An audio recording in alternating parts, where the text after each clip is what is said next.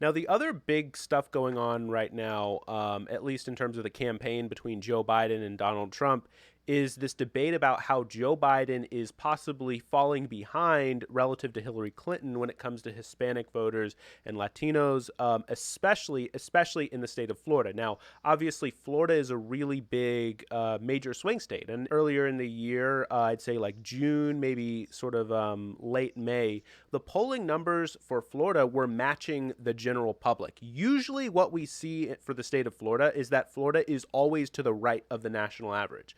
For a while there, we were starting to see Florida actually matching up, being even with the national average, which is huge because, of course, Biden was leading and Biden is still leading today. But more recently, we have started to see swings in specifically the state of Florida, where it's moving further to the right, even relative to what we've seen in the national polling, where the numbers are coming together a little bit more, although there have been some more recent polls in the past week suggesting that the numbers are widening again. But in the case of Florida, it's starting to become particularly worrisome. Now, part of this, quite frankly, has to do with the Cuban vote, right? Part of this just has to do with the fact that Cubans, on average, especially in the state of Florida, are much more like white voters. They're a little bit more to the left, but there's still that roughly 30% block of Cuban voters who are Trump supporters, and that's making a huge difference. And Hispanic voters are very different in Florida than they are in, for instance, Arizona and in Texas. But it's definitely something that the Biden campaign should worry about. We're seeing Joe Biden going down to Florida recently to try to persuade Hispanic voters, like support me, like don't buy into this messaging. But the Trump campaign has been really hammering in, really trying to hit Joe Biden on the sort of socialist, on the communist message. Now, that's not necessarily a message that's working out in the Sun Belt, but it does seem to be working out in Florida. Have you been following any of that? It's probably one of the bigger concerns for Joe Biden, I would say.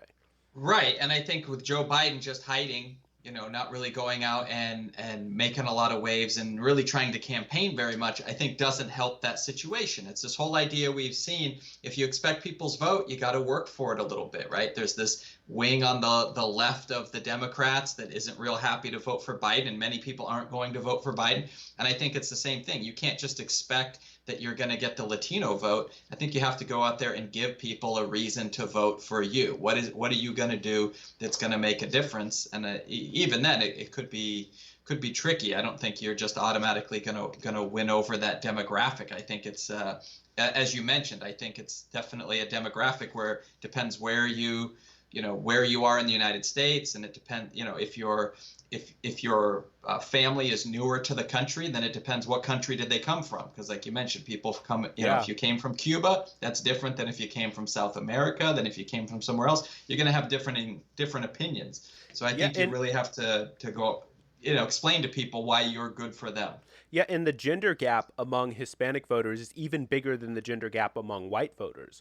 Where Right. where for men, especially if you say just immigrated from Mexico and you're a man, you're actually quite likely to be on the right, much more likely to be maybe not necessarily a Trump supporter, but much more likely to vote Republican as opposed to if you were a woman. So it's an issue where if Democrats thought that they had Hispanic voters just sort of locked in, they were wrong, right? It's just Right. factually they didn't. And I think that, by the way, we shouldn't also overshoot this, right? Like we shouldn't say that this is just like a disaster for the Democratic Party, because the other thing we have to consider is mean reversion, right, Chris? When we talk about trends, we love to just sort of conflate sort of a short-term trend that we may see in the last election and just assume, oh, well, that's just going to keep going. Well, you only have 2 points of data, right? You can't just assume that it's just going to be some line like that. There's also reversion to the mean, and if you don't talk about the last 2 or 3 elections, then it's hard to make sense of that. And what we saw initially straight out of the election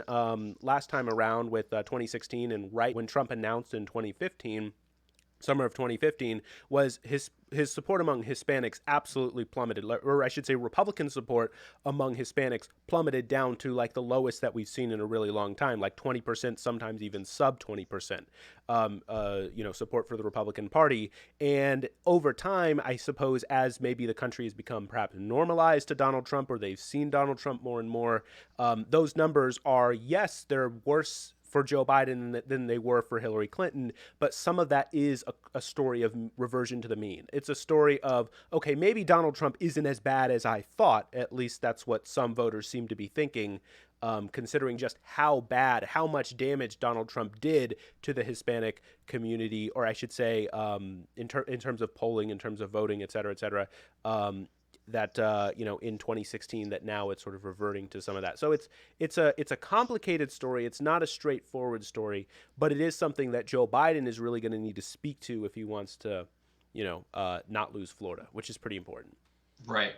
Right, some people are saying that's the key to Texas as well, as the Latino vote will pretty Yeah. much decide how Texas goes as well, which obviously either one of those states would be sort of amazing for the Democrats if they Right. could get. Well, So, it's really really hard to measure Latino turnout.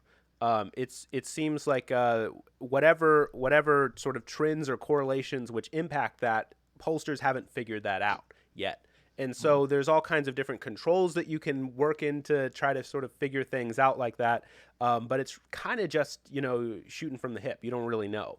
Right. And so maybe one day, right? Maybe one day some smart person will figure it out and figure out how to figure out that kind of stuff. But right now, as of now, it's really hard to sort of build that kind of stuff into models, especially because, in the case of Hispanic voters, like we were talking about, they're from so many different countries of origin, so many different backgrounds, that it's not clear what are the causal factors involved in any of this stuff. And so you can do things like making assumptions like, okay, well, last time undecided voters broke this way or that way, so this time I'm going to weight my model in this way or that way, to sort of control for that factor. But what you've done in that case, what you've done in that situation, is basically admit that you don't know, right? Like, you just like, well, last time they did this, so maybe that's just what's going to happen next time around. But it's really, really hard to tell. It's really hard to tell.